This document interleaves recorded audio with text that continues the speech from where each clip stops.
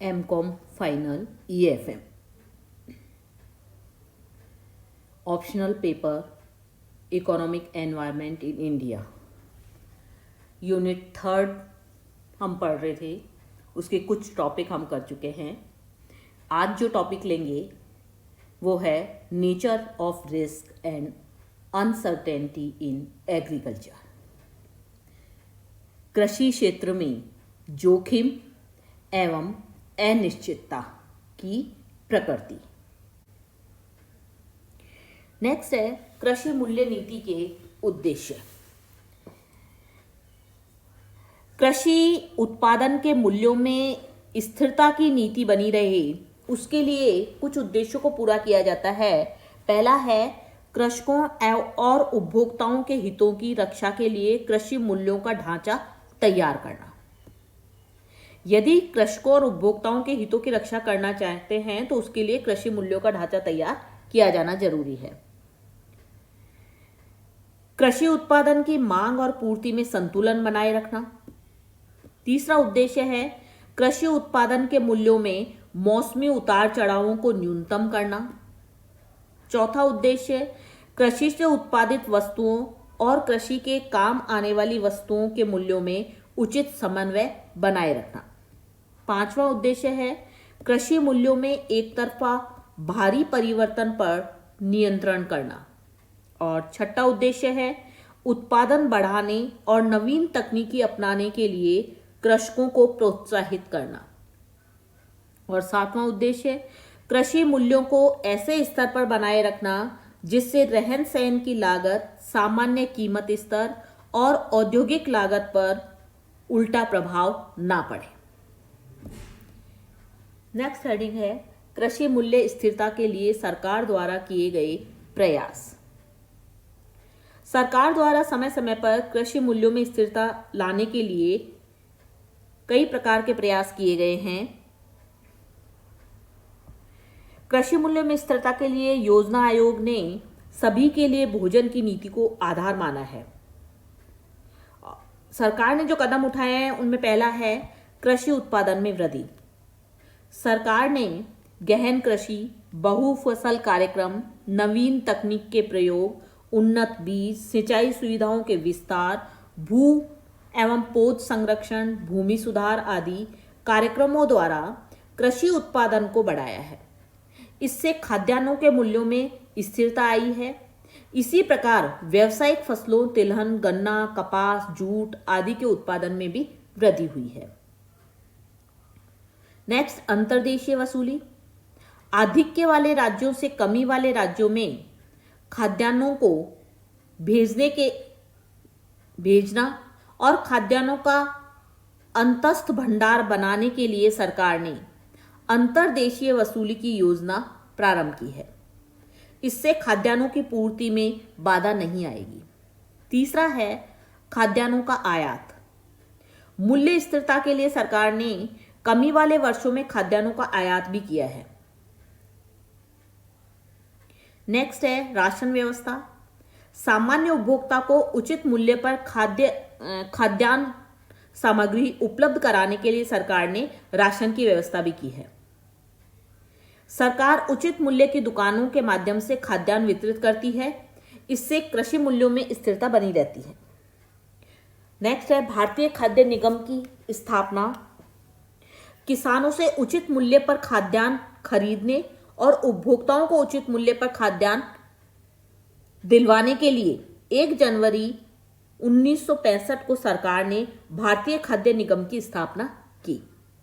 Next है न्यूनतम समर्थन मूल्यों की घोषणा।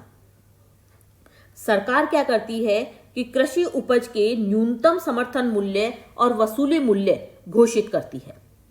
ये मूल्य फसल की बुआई के समय ही घोषित कर दिए जाते हैं, जिससे किसान न्यूनतम मूल्य मिलने के लिए आश्वस्त रहे। इसमें सरकार किसानों को यह आश्वासन देती है कि यदि बाजार मूल्य समर्थित न्यूनतम मूल्य से भी कम हो जाएंगे तो सरकार स्वयं इस मूल्य पर उपज खरीदेगी। इससे किसान न्यूनतम मूल्य मिलने के लिए आशान्वित हो जाते हैं। मुद्रास्फीति पर नियंत्रण। रिजर्व बैंक ने अपनी मौद्रिक नीति के माध्यम से मुद्रास्फीति पर नियंत्रण करने का प्रयास किया है काफी, और इसके अंतर्गत खाद्यान्न स्टॉक के आधार पर बैंक साख में कमी की गई है ताकि बाजार में खाद्यान्न की पूर्ति कम ना हो और मूल्य वृद्धि रोकी जा सके। रिजर्व बैंक की इस नीति से खाद्यान्नों की जमाखोरी में कमी आई है और रिजर्व बैंक खाद्यान्न की मार्जिन दर में परिवर्तन कर कीमत स्तर को नियंत्रित रखने का प्रयास भी करता है। कठोर कार्यवाही। सरकार ने खाद्यान्नों के मूल्यों पर नियंत्रण रखने के लिए आर्थिक अपराधियों, जमाखोरों, कालाबाजारियों और तस्करों के विरुद्ध कठोर कार्रवाई की है। गेहूं के थोक व्यापार का राष्ट्रीयकरण।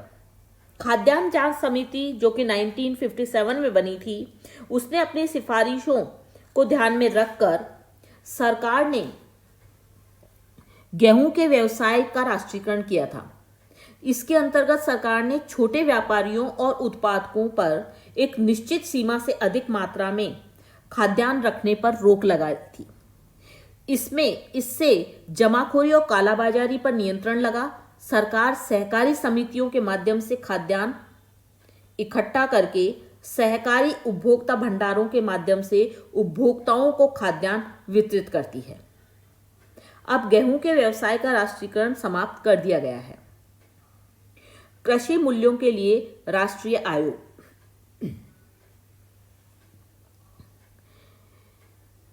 उन्नीस सौ 1970 में एक राष्ट्रीय कृषि मूल्य आयोग का गठन किया गया।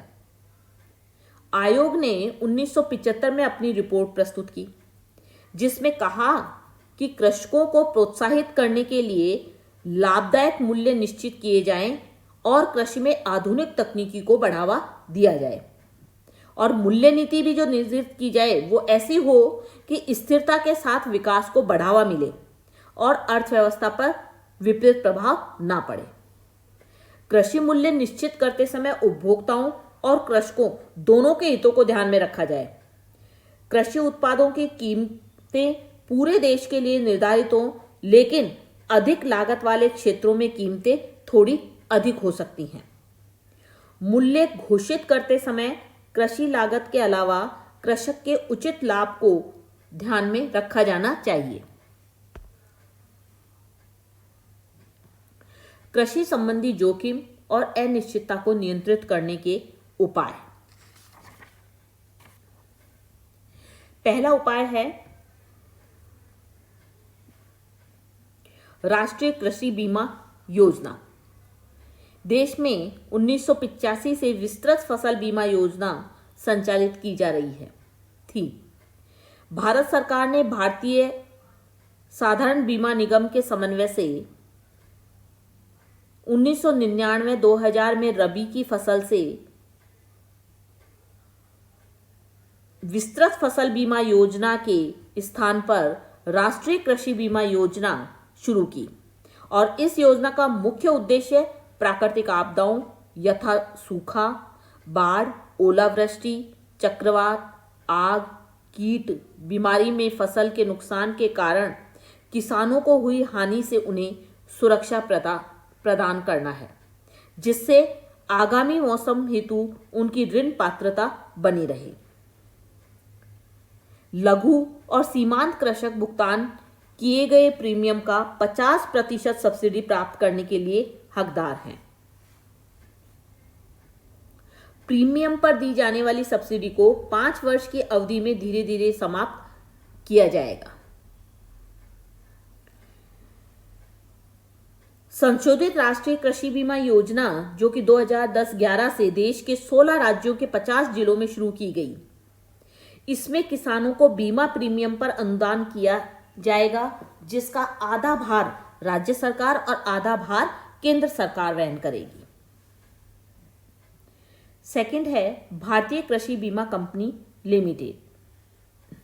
भारतीय कृषि बीमा कंपनी लिमिटेड को दिसंबर 2002 में निगमित किया गया था और इसने अप्रैल 2003 से अपना कार्य शुरू किया।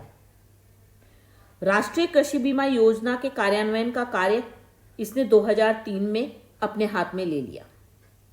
भारतीय कृषि बीमा कंपनी लिमिटेड ने दक्षिण पश्चिमी मानसून अवधि 2004 के दौरान वर्षा बीमा नामक बीमा योजना शुरू की।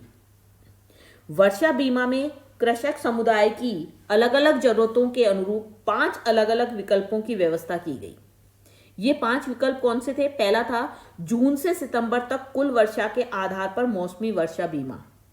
दूसरा 15 जून और 15 अगस्त के बीच की अवधि में हुई वर्षा के आधार पर बुआई विफलता बीमा। तीसरा था जून और सितंबर के बीच वर्षा की मात्रा के अनुसार वर्षा वितरण बीमा। चौथा फसलों के लिए जल की आवश्यकता के आधार पर तैयार किए गए कृषि संबंधी सूचकांक के आधार पर। पांचवा एक आपात विकल्प जिसमें 50% और बेहद प्रतिकूल विसामान्यता और मौसम के दौरान अधिक वर्षा। नेक्स्ट है बीजों की फसल के बीमा हेतु पायलट योजना।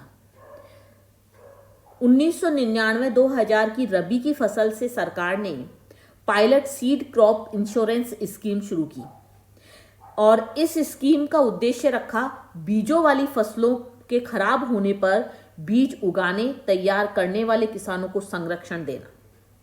यह स्कीम वर्तमान में आंध्र प्रदेश, गुजरात, हरियाणा, कर्नाटक, मध्य प्रदेश, महाराष्ट्र, उड़ीसा, पंजाब, राजस्थान और उत्तर प्रदेश में चलाई जा रही है। इस स्कीम में धान, गेहूं, मक्का, ज्वार, बाजरा, चना, राजमा, मूंगफली, सोयाबीन, सूरजमुखी और कपास की फसलों के बीज उत्पादन के बीमा को शामिल किया गया है। नेक्स्ट है पशुधन बीमा। पशुधन बीमा मवेशियों के बीमा से संबंधित है। पशुधन बीमा सार्वजनिक क्षेत्र की 4 सामान्य बीमा कंपनियों द्वारा क्रियान्वित किया जा रहा है। ये कौन कौन सी बीमा कंपनियां हैं? 4। National Insurance Company Limited, New India Insurance Company Limited, Oriental Insurance Company Limited और United India Insurance Company Limited. ये जो बीमा कंपनियां हैं इनके द्वारा विभिन्न प्रकार की पशुधन बीमा पॉलिसियों के माध्यम से बीमित राशि या पशु की मृत्यु के समय उसका बाजार मूल्य में से जो भी कम हो कवर प्रदान किया जाता है। सामान्यतया जानवरों की बाजार कीमत के 100% तक का बीमा किया जाता है। इस स्कीम का उद्देश्य किसानों को उनके पशुओं की आकस्मिक मृत्यु के कारण हुई हानि के लिए संरक्षण प्रदान करना है और केंद्र सरकार इस स्कीम के अंतर्गत प्रीमियम में लगभग 50% सब्सिडी प्रदान कर रही है। नेक्स्ट है कृषि आय बीमा योजना। इस योजना की कल्पना उत्पादन और बाजार जोखिमों के बीमांकन व्यवस्था को ठोस रूप देते हुए किसानों को आय सुरक्षा प्रदान करने के उद्देश्य से की गई थी। किसानों की आय को न्यूनतम गारंटी शुदा आय सुनिश्चित करते हुए संरक्षित किया जाएगा।